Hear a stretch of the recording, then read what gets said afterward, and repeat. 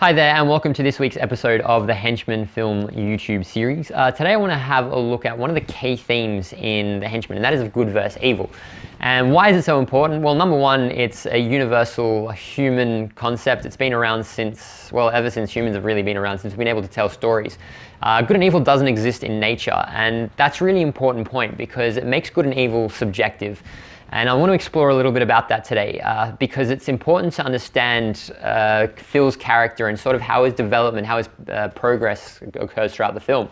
So as I say, he starts off as a really, really average person, but he goes down a bit of a slippery slope into a world that he knows isn't really above board. But it's kind of counterbalanced. I suppose the internal struggle is there because he has this really charismatic boss who looks after him, and his family love their lifestyle. You know, the kids absolutely love everything they do. The wife just has fun and, you know, spends money ultimately. And it's important because in most films, the bad guy is just a bad guy. I mean, think of James Bond, think of Goldfinger.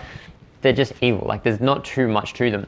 But with bad guys, they can actually be really, really interesting, and they can be characters that you end up cheering for, and that's what I'm exploring with Hank. And if you have a look at Goodfellas, these three characters, they are deplorable. You know, they do horrible things to other people and even to each other, but you can't help but hope that they succeed, which is really, really bizarre because you kind of grow up as a kid thinking, okay, bad is bad, good is good. But the reality is it just isn't like that. And I want to explore it through just one more film really quickly, and that is, of course, Star Wars.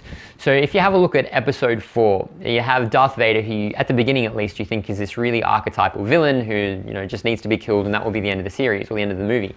But the second he reveals himself to be Luke's father, he takes on a completely different, he appears in a different light. And I think that's explored even more as the series goes on, and at the end of Episode 6, when he ultimately saves Luke's life, and he unveils his you know, damaged human face, his human physique. It really gives him some redeeming features, and it's explored even more in the first 3 episodes, where he starts off as this little kid who's adorable and goes down again very much a similar path to Hank in that it's a slippery slope, and ends up being, I suppose, you know, attracted to the dark side.